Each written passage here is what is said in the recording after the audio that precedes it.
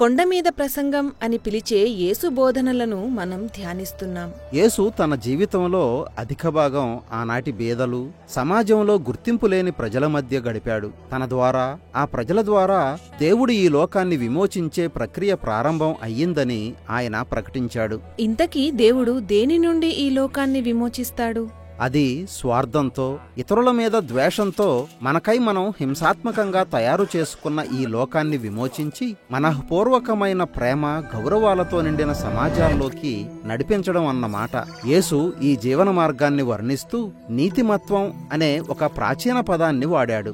దేవుని దృష్టిలో, మనిషి దృష్టిలో ఎల్లప్పుడూ మంచిని జరిగించేవాడే నీతిమంతుడు. అంటే ఈ మార్గాన్ని అనుసరించేవారే పరలోక రాజ్యంలోనికి ప్రవేశిస్తారు అని యేసు చెప్పాడు. అది సరే, కాని జీవితమే ఒక గందరగోళం కదా. ఏ పరిస్థితిలోనైనా ప్రతి ఒక్కరి దృష్టిలో మంచి జరిగించడం ఎలా అనేది మనకేం తెలుస్తుంది? అవును, అదే అసలైన ప్రశ్న. యేసు ఒక ఇశ్రాయేలీయుడని గుర్తుంచుకో. ఇశ్రాయేలీయులకి ఈ ప్రశ్నకున్న ఒక సామాన్యమైన, స్పష్టమైన జవాబు తెలుసు. దేవుని దృష్టిలో, మనిషి దృష్టిలో మంచి జరిగించాలంటే మనం దేవుని జ్ఞానాన్ని తెలుసుకోవాలి. దేవుని జ్ఞానం మనకెలా దొరుకుతుంది? తోరా, ప్రవక్తల గ్రంథాలు అనే తమ లేఖనాలని ధ్యానించడం ద్వారా ఇశ్రాయేలీయులకి దేవుని జ్ఞానం లభిస్తుంది. తోరా అంటే బైబిల్లోని మొదటి 5 పుస్తకాలు. అవును, హెబ్రీ భాషలో తోరా అంటే ఉపదేశం అని అర్థం. అయితే మన బైబిల్లో అది తరచుగా ధర్మశాస్త్రం అని అనువదించబడింది. అయితే ఈ పుస్తకాలు కేవలం ధర్మశాస్త్ర విధులు లేక న్యాయ చట్టాలు కావు.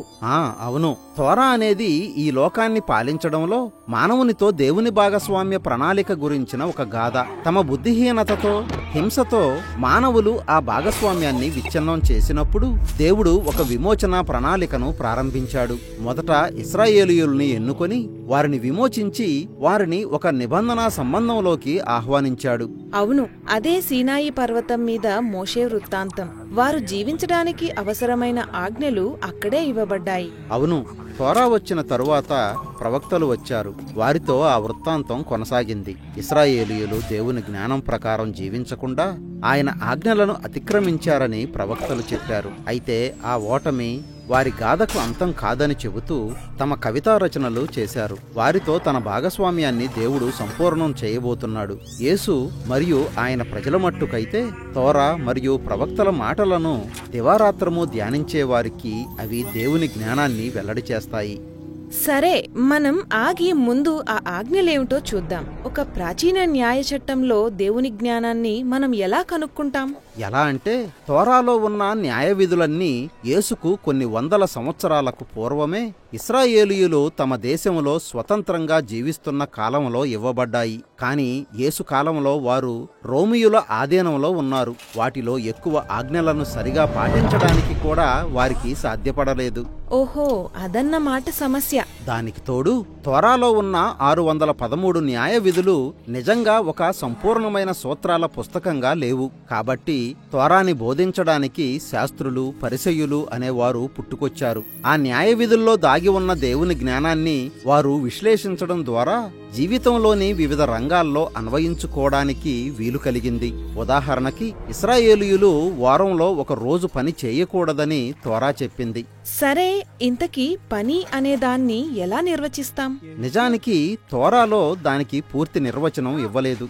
కాబట్టి శాస్త్రులు లేఖనాలని చదివి ప్రజలు ఎలా జీవించాలో కొన్ని నియమాల జాబితా ఇచ్చారు. అంటే వాళ్ళు దేవుని దృష్టిలో, ఇతరుల దృష్టిలో నీతిని జరిగించడానికి దేవుని జ్ఞానాన్ని మన అనుదిన జీవితానికి అన్వయిస్తారు. అవును. అయితే ఇశ్రాయేలు బోధకులు అన్ని సమయాల్లో ఒకరితో ఒకరు ఏకీభవించలేదు. ఒక్కోసారి వారి చర్చల్లో పాల్గొన్న యేసు కూడా వారిలో కొందరి వాదనలు అంగీకరించాడు, మరికొందరివి తిరస్కరించాడు. అది వారిని కష్టపెట్టింది. యేసు తోరాని, ప్రవక్తల రాతల్ని సరిగ్గా పట్టించుకోలేదేమో అని వారు అభిప్రాయపడ్డారు. అందుకే కొండమీద ప్రసంగంలో యేసు ఈ విషయంలో ఏం చెప్పాడంటే, నేను ధర్మశాస్త్రాన్ని, ప్రవక్తల మాటల్ని కొట్టివేయడానికి వచ్చానని అనుకోవద్దు. నేను వాటిని కొట్టివేయడానికి రాలేదు, వాటిని నెరవేర్చడానికే వచ్చాను. యేసు ధర్మశాస్త్రాన్ని, ప్రవక్తల మాటల్ని నెరవేర్చడానికి వచ్చాడు అంటే అర్థమేమిటి? లేఖనాలు ఈ లోకాన్ని పాలించడంలో ఇశ్రాయేలుతో, మానవాళి అంతటితో భాగస్వామ్యం కలిగి ఉండాలన్న దేవుని ప్రణాళిక గురించి చెబుతున్నాయి అని మనం గుర్తుంచుకోవాలి. యేసు తాను నీతిమంతుడుగా జీవించి దేవుని జ్ఞానాన్ని అనుసరించి జీవించడం అంటే ఏమిటో మనకి చూపిస్తానని చెప్పాడు. అవును, అది చాలా గొప్ప ప్రకటన. అవును, నీతిమత్వం గురించిన తన దర్శనం తన కాలంలోని ఇతరులందరికంటే ఉన్నతమైందని కూడా యేసు చెప్పాడు. మీ నీతి శాస్త్రులు పరిసయ్యుల నీతి కంటే ఎక్కువగా లేకపోతే మీరు పరలోక రాజ్యంలోకి వెళ్ళలేరు అని ఆయన చెప్పాడు. అబ్బో, ఆ మాట చాలా కఠినంగా ఉంది. నిజమే. అయితే మనం గమనిస్తే మానవ జీవితం గురించిన ఒక సాహసంతో కూడిన అందమైన దర్శనం యేసు మనకి ఇవ్వజూపుతున్నాడు. ఏ విధంగా ఆరోగ్యకరమైన సమాజాలను నిర్మించాలి, విచ్ఛిన్నమైన సంబంధాలను కలపాలి, విద్వేషాలతో నిండిన స్థితిని మర్యాదగా గౌరవప్రదంగా మార్చాలి అన్నదే ఆ దర్శనం. అది చాలా గొప్పగా ఉంది, కానీ దీనికి ఏదైనా ఉదాహరణ చెబుతారా?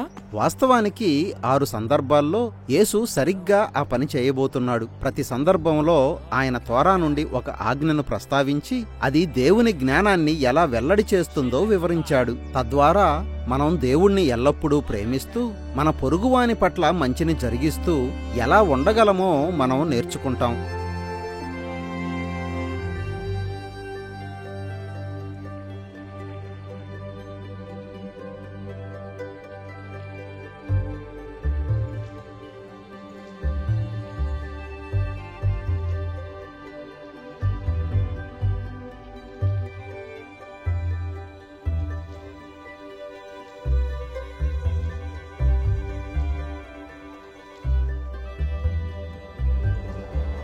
కొండమీద ప్రసంగంలో ఈ భాగాన్ని మనం చూశాం.